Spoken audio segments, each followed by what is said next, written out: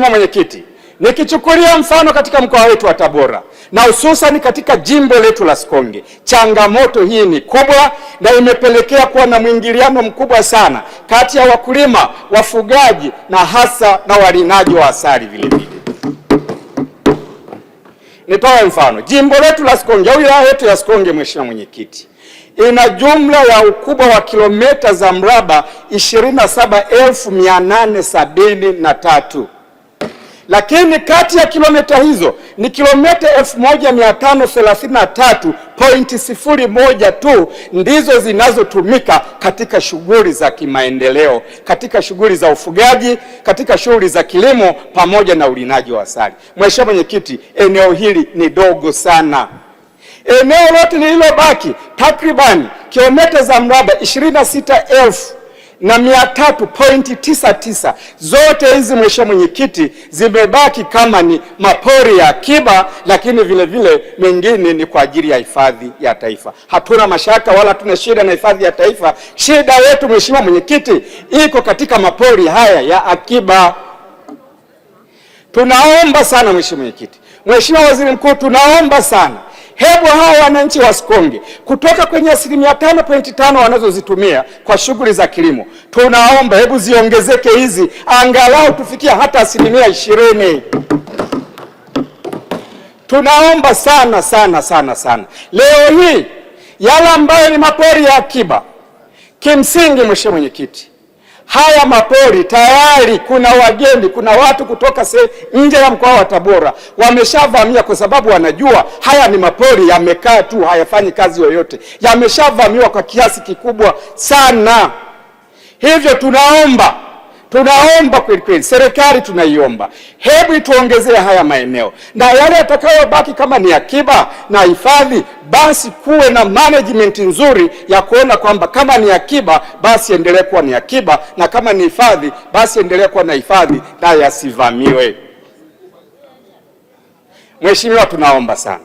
Katika mkutano uliopita wa bunge hili niliuliza swali la nyongeza kuhusu maeneo haya.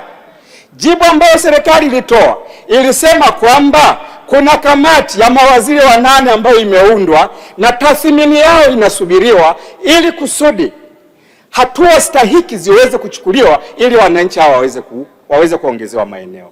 Mheshimiwa, nafikiri sasa hivi ni mwaka wa 3 na nimuombe sasa, kwa vile mawaziri hawa 8 wako chini ya waziri mkuu, basi nimuombe hebu aitishe basi hiyo taarifa ili kusudi tathmini iweze kuonekana, na ikiwezekana basi, na naamini itawezekana, kwa sababu hata Mheshimiwa Rais katika taarifa yake ya kuzindua bunge hili alisema anaenda kuongeza takribani ekari 2,500,000. Mimi ninaamini katika nyanja zote hizo wana Sikonge naamini kwamba wanaenda kupata maeneo. Sambamba na hilo Mheshimiwa Mwenyekiti, ukienda katika jiografia ya mkoa wetu wa Tabora na hususan katika wilaya yetu ya Sikonge, Mheshimiwa, sisi hatuna maziwa, hatuna mito ya kudumu, hatuna, kwa kimsingi ni kwamba hatuna bahari, hatuna maji, lakini tumejaliwa kuwa na vimito vidogo vidogo vya msimu ambavyo wakati wa mvua kubwa kama mwaka huu vinajaza mabwawa ya kule. Tunao mto wetu Urua, tunalo bwawa letu la Urua, na lilikuwa limeshaingizwa tayari kwenye skimu ya umwagiliaji, lakini baadaye sintofahamu ikatokea kwamba iko karibu na hifadhi. Jamani, kilomita zote zile nilizozisema za mraba 26,300.99, zote hizo kukata tukaeneo kadogo na sisi tukapata skimu ya umwagiliaji, haiwezekani. Hapana, Mheshimiwa Waziri Mkuu, tunaomba sana sana sana sana, ili na sisi tuweze kupatiwa kale kaeneo, tupunguze kidogo tu kule kwenye hifadhi, ili na sisi tuwe na umwagiliaji, tuweze kulima mpunga na sisi. Tunaomba sana Mheshimiwa. Mheshimiwa, muda wako umeisha. Kengele ya pili shalia. Asante sana Mheshimiwa Spika, lakini nimalizie tu mara moja. Mheshimiwa, bado kuna eneo la ajira vile vile. Kwa kweli vijana wetu walioko kule vijijini Mheshimiwa wanalia na wamekata tamaa.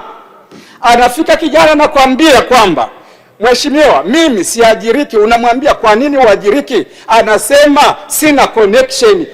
Huu msamiati wa connection. Mheshimiwa, tunashukuru kwa mchango wako. Mheshimiwa, nashukuru sana, naunga hoja mkono. Asante sana.